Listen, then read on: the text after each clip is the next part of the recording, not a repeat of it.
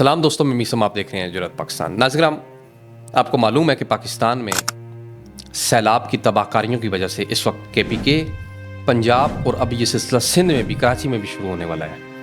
मैंने वीडियो नहीं बनाई क्योंकि मैं मसरूफ़ था अपने कुछ निजी कामों में, लेकिन उसका डेटा मैंने इकट्ठा किया और आज मैं चाहता हूँ कि ये मुकम्मल आप लोग वीडियो देखें। मशरकी पंजाब के तकरीबन 8 अजला से फ़ौज को तलब कर लिया गया है, जिनमें सियालकोट, नारोवाल, हाफिजाबाद, सरगोदा, लाहौर, ओकाड़ा और दीगर कुछ अजला हैं जिनसे फ़ौज को तलब किया गया है हंगामी सूरत हाल से निमटने के लिए। नाजरीन, 1960 में वर्ल्ड बैंक ने एक मुआहदा किया जिसे सिंतास मुआहदा उर्दू में कहा जाता है और इंग्लिश में इंडस वाटर ट्रेटी कहा जाता है। इस मुआहदे के तहत चूँकि इंडिया से पाकिस्तानी पानी भी जो पाकिस्तान को मिलता है ये भी इंडिया से आ रहा है और इंडिया हमारा पानी बंद कर देता था, तो इस वर्ल्ड बैंक की मुसालियत के बाद इस नतीजे पर हम पहुँचे कि कुछ दरिया इंडिया के पास होंगे और कुछ पाकिस्तान के पास होंगे। मैं थोड़ी सी इसकी हिस्ट्री बयान करता हूँ, फिर आगे चलूँगा, अपने टॉपिक की तरफ आऊँगा।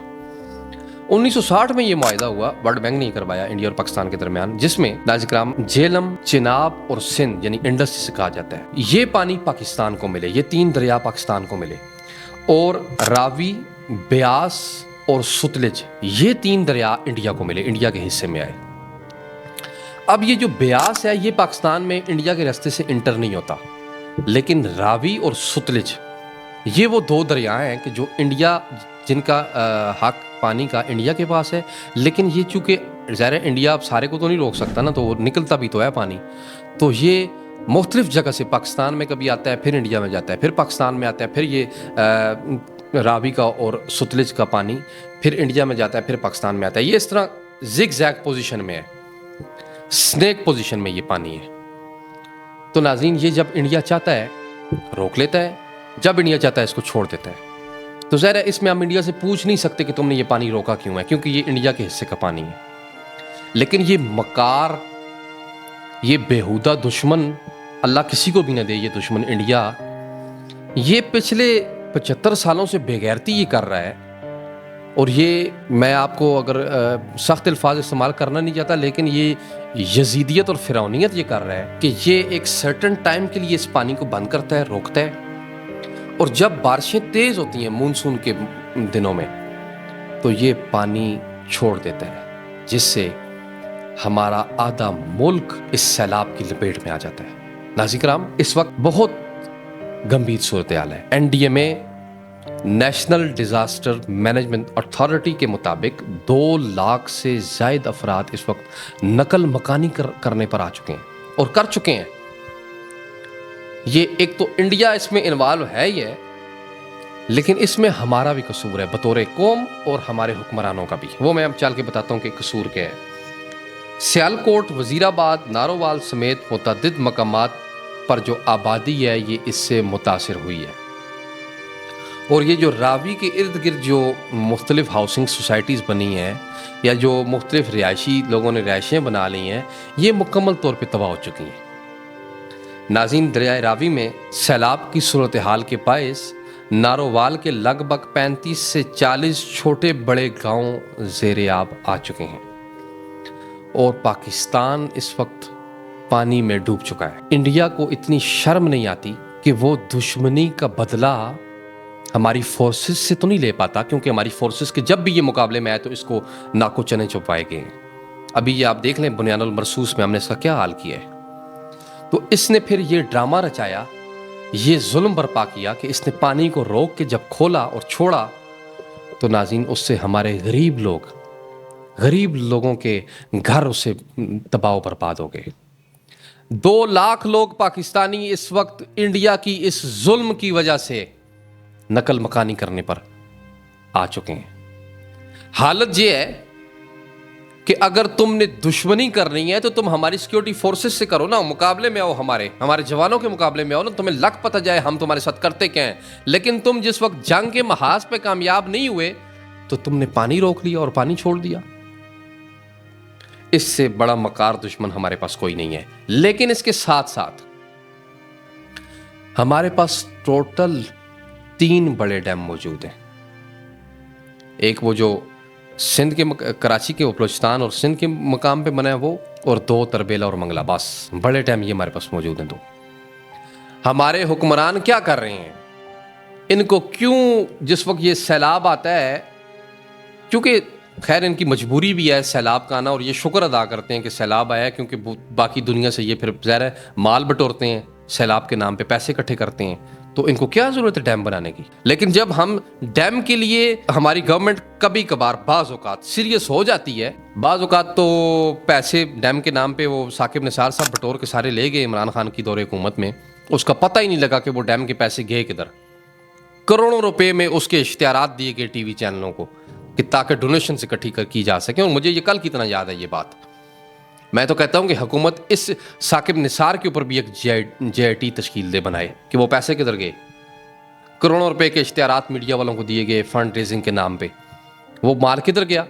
ایک تو اس پہ جے آئی ٹی بننی چاہیے، اور دوسرے نمبر پہ اگر بعض اوقات کبھی کوئی حکمران آ جائے اور وہ سیریس لے لے اس معاملے کو، تو ہمارے حکمران جو اپوزیشن میں ہوتے ہیں یا جو عوام ہے بیچاری جس کو پتہ ہی کچھ نہیں ہے، وہ یہ کہنا شروع کر دیتی ہے کہ کالا باغ ڈیم نہیں ہم بننے دیں گے، بلکہ اس کالا باغ ڈیم کے اوپر ہماری قبروں سے اور ہمارے لاشوں سے گزر کے یہ ڈیم بنے گا۔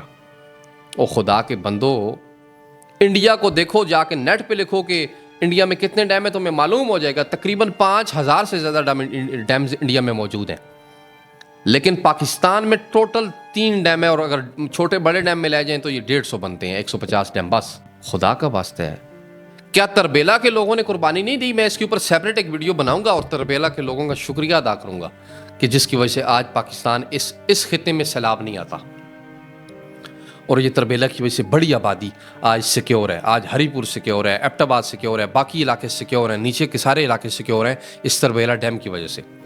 اور میں ایوب خان کو سیلیوٹ پیش کروں گا یہاں پہ کہ ان کے دور اقتدار میں، ان کے دور میں یہ بنا۔ تنقید ان پہ کی جاتی ہے، اور وہ جو ہوتی ہے وہ ٹھیک ہے، سیپریٹ ہے وہ ایک معاملہ، لیکن ان کی اچھی چیزوں کو ہم اپریشیٹ کریں گے۔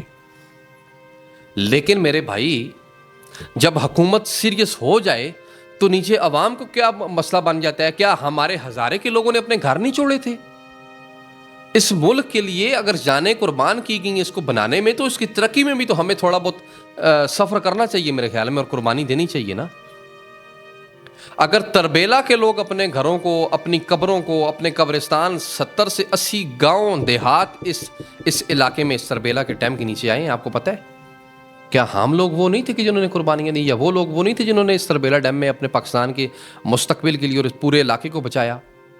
انہوں نے بھی تو قربانیاں دی نا، اور ایسا نہیں ہے کہ انہوں نے قربانیاں دی تو انہیں کمپنسیٹ نہیں کیا گیا، گورنمنٹ کی جانب سے کمپنسیٹ کیا گیا۔ پوری سوسائٹی ان کی KTS کے نام پہ بنی ہوئی ہے، ان کو پنجاب کے اندر بڑی بڑی زمینیں دی گئی ہیں۔ تو یہ والی جہالت قائم کرنا کہ ہم اپنی زمینوں پہ ڈیم نہیں بننے دیں گے، آپ کے ڈیم نہ بنانے کی وجہ سے دیکھیں آج کیا ظلم ہو رہا ہے۔ گورنمنٹ بھی ڈیم بنائے، اور عوام کا کام بنتا ہے کہ وہ بھی، اگر گورنمنٹ کہیں 50 سال بعد آ کے فیصلہ کر لے کہ ہم نے ڈیم بنانے ہیں، تو عوام کا بھی کام بنتا ہے کہ اپریشیٹ کریں، لیکن گورنمنٹ بھی سیریس ہو۔ عمران کی گورنمنٹ کی طرح پیسے بٹورنے کے لیے ڈیم کا نام استعمال نہ کرے، JIT بننی چاہیے اس معاملے پہ۔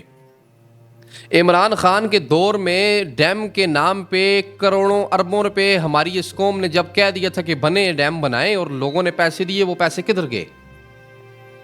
تو گورنمنٹ سے بھی گزارش کرتا ہوں کہ وہ اس حوالے سے ڈیمز بنائے، اور انڈیا کو ہم نے صرف فوج کے محاذ پہ انڈیا کے ساتھ مقابلہ نہیں کرنا، بلکہ ہم نے ٹیکنالوجی کے محاذ پہ بھی، ڈیولپمنٹ کے محاذ پہ بھی، انفراسٹرکچر کے محاذ پہ بھی، ڈیمز کے محاذ پہ بھی، عوام کو فیسیلیٹیٹ کرنے کے محاذ پہ بھی ہم نے انڈیا کا مقابلہ کرنا ہے۔ وہاں پہ 5000 ڈیم ہے تو ہمارے پاس 10,000 ڈیم بننا چاہیے۔ چلیں اس کا رقبہ بڑا ہے، مان لیا، ٹھیک ہے، 5 نہیں بنا سکتے، اس سے زیادہ نہیں بنا سکتے، لیکن اس کے آدھے جتنے ڈیم تو بنے نا ہمارے پاس۔ گزارش کرتا ہوں حکومت، یہ مختلف سوسائٹیاں، ابھی علیم خان نے جو سوسائٹی بنائی پارک ویو سٹی، اس کا حال دیکھو کیا ہو چکا ہے۔ علیم خان کی وہ 2 نمبر سوسائٹی مکمل طور پہ تباہ ہو چکی ہے۔